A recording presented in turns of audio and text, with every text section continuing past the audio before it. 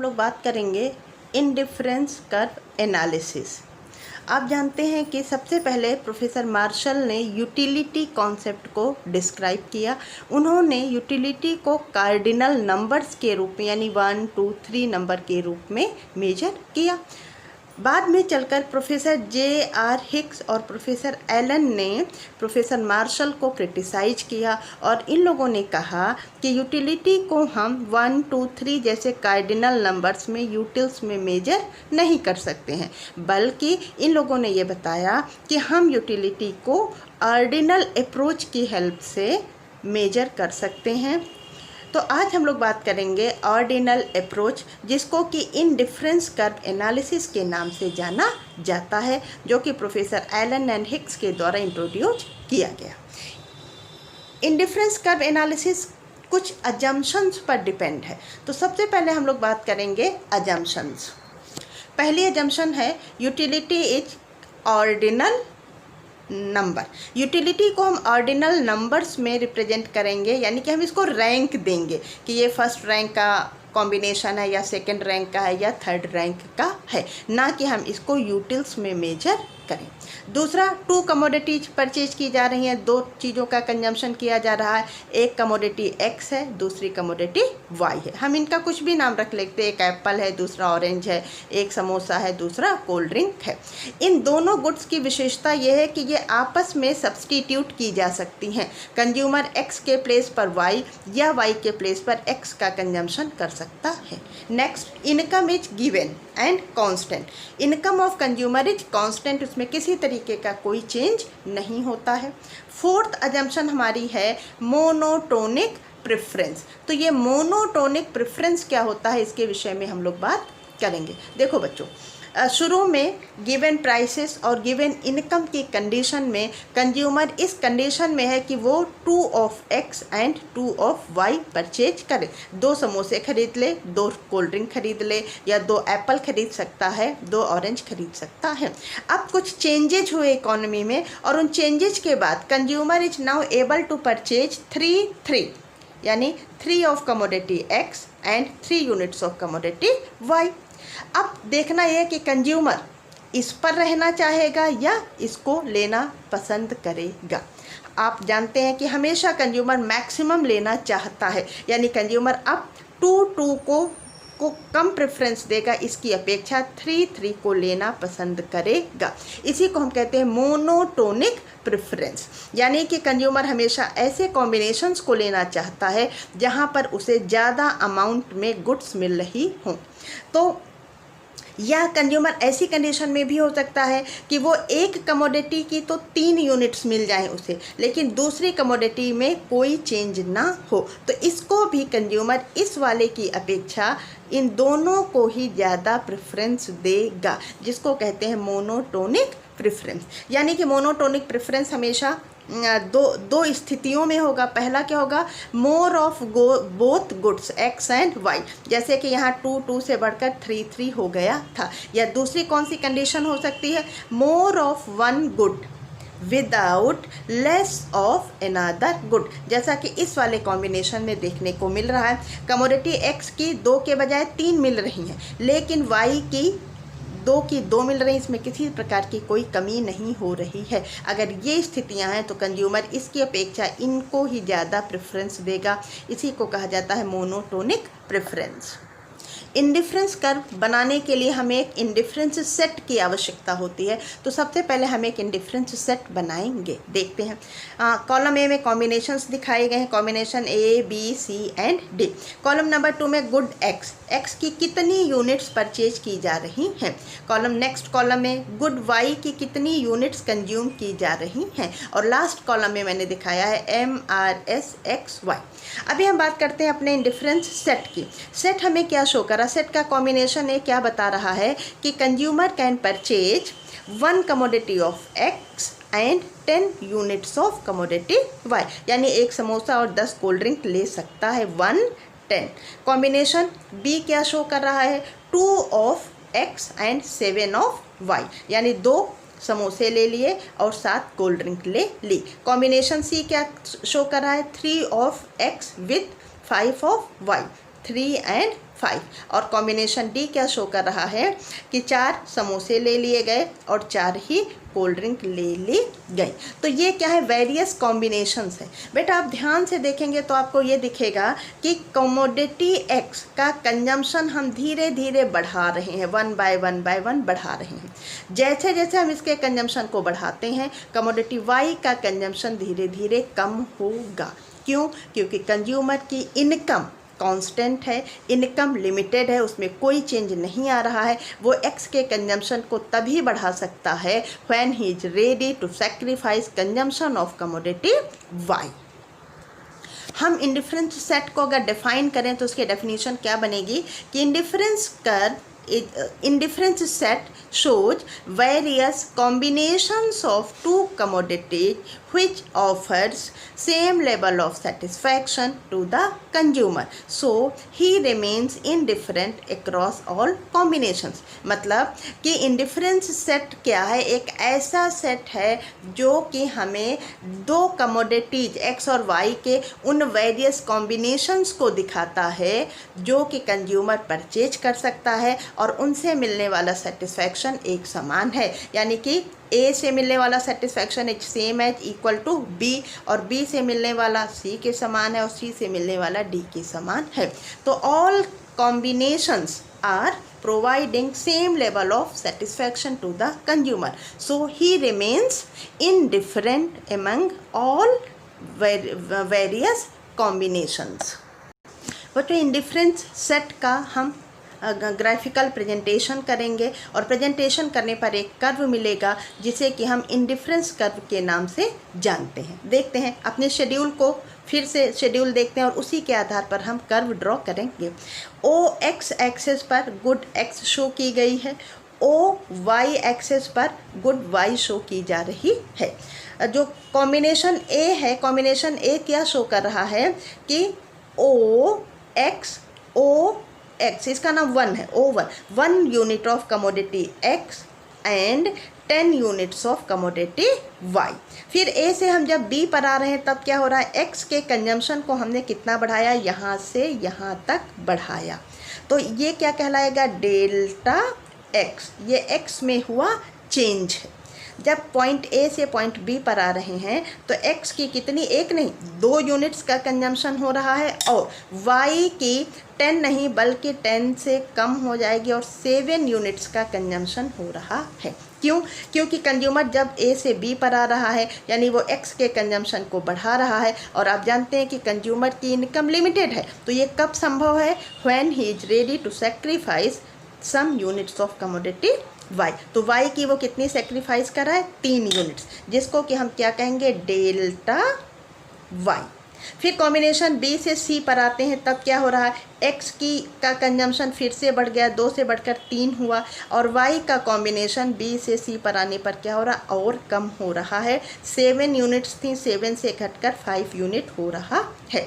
पहले 3 यूनिट्स की कमी आई थी, अब कितना कमी आई है, सिर्फ 2 यूनिट्स की कमी आई है, लेकिन कमी आ रही है। जब हम सी पॉइंट से डी पॉइंट पर जाएंगे तब क्या होगा, देखते हैं।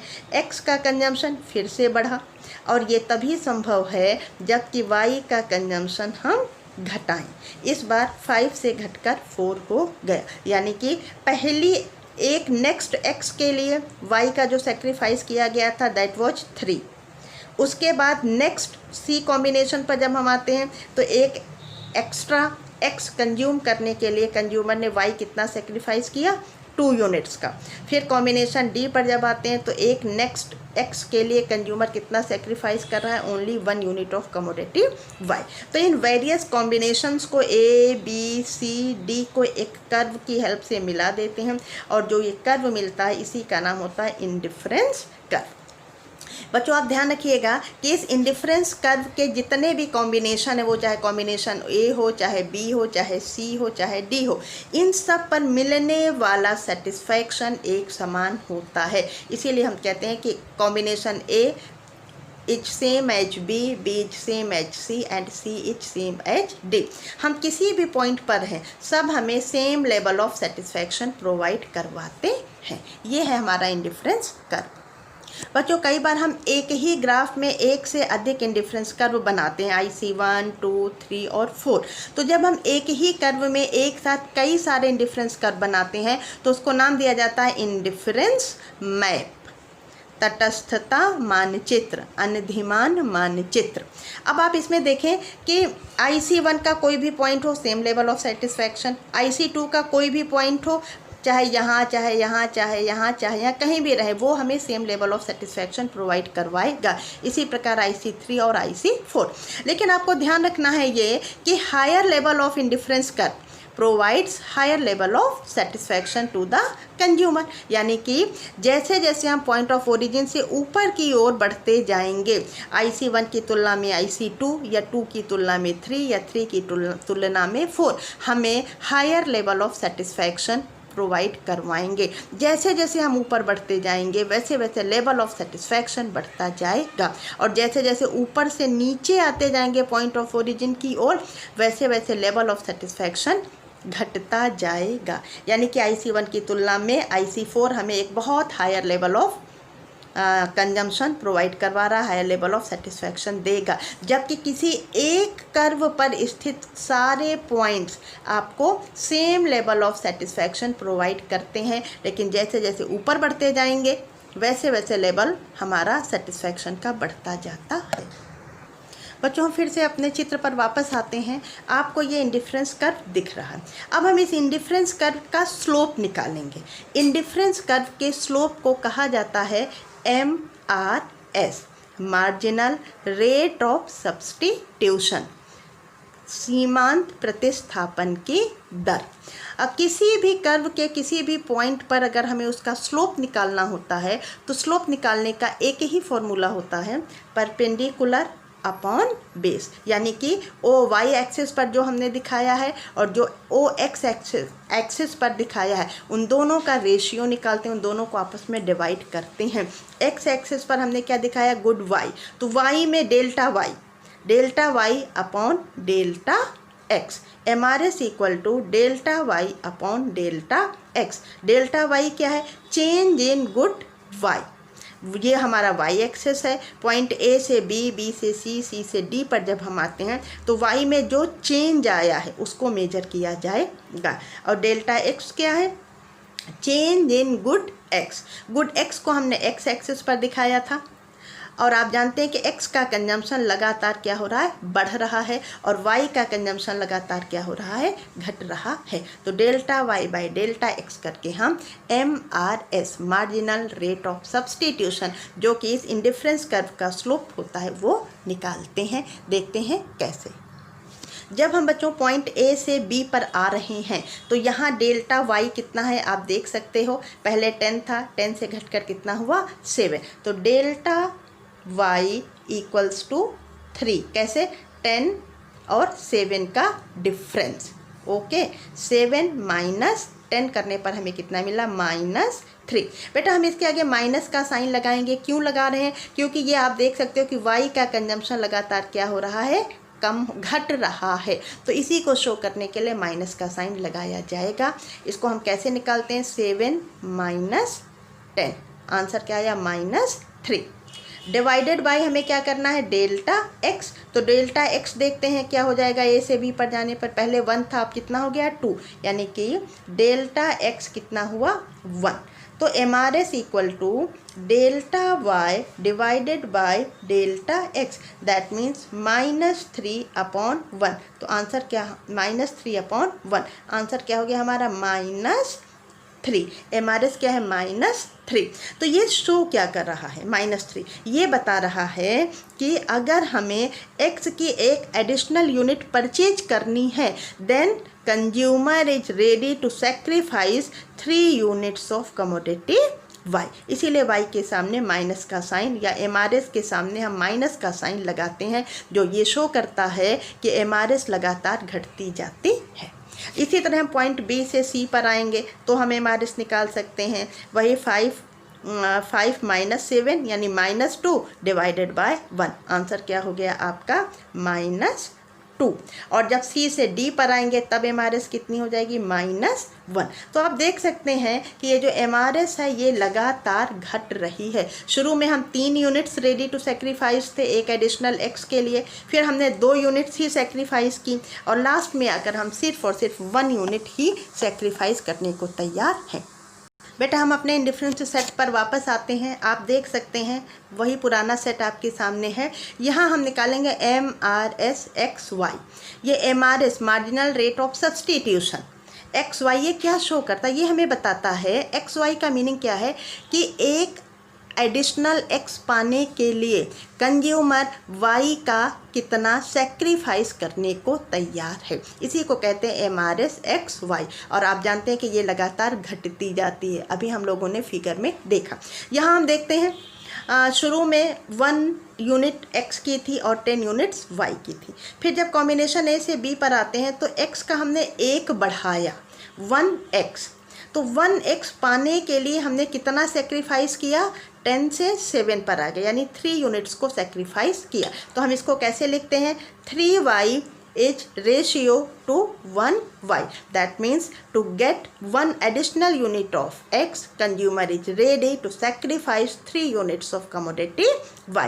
लेकिन जब हम नेक्स्ट कमोडिटी C कॉम्बिनेशन पर आते हैं तब हम एक अतिरिक्त X की पाने के लिए सिर्फ 2 यूनिट ही छोड़ेंगे, और लास्ट में एक X के लिए 1 ही Y छोड़ेंगे, यानी कि जो हमारी MRS है वो लगातार घटती जाएगी।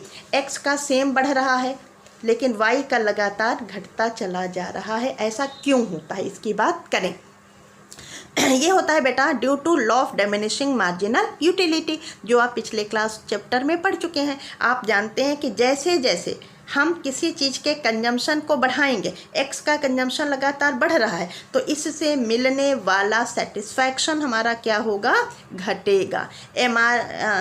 मार्जिनल यूटिलिटी MUX जो होगी, जो X के कंजम्पशन से हमें MUX मिल रहा था वो क्या होगा, लगातार घटेगा। तो ये जब हमें लगातार घटता हुआ मिल रहा है, आप कंज्यूमर्स इक्विलिब्रियम पढ़ चुके हैं, आप जानते हैं कि इक्विलिब्रियम कहाँ होगा, जहाँ MUX = PX प्राइस के बराबर हो। तो ये जब लगातार घट रहा है तो जो प्राइस हम सेक्रीफाइस करने को तैयार हैं वो भी क्या होगी, लगातार घटती जाएगी। इसीलिए शुरू में एक X के लिए हमने 3 यूनिट का सेक्रीफाइस किया प्राइस के रूप में, लेकिन अगली नेक्स्ट 1 के लिए हम सिर्फ 2 यूनिट ही सेक्रीफाइस करेंगे। क्यों, क्योंकि इससे मिलने वाला सेटिस्फैक्शन अब धीरे धीरे क्या होगा, घटता जाएगा। ओके बच्चों, थैंक यू।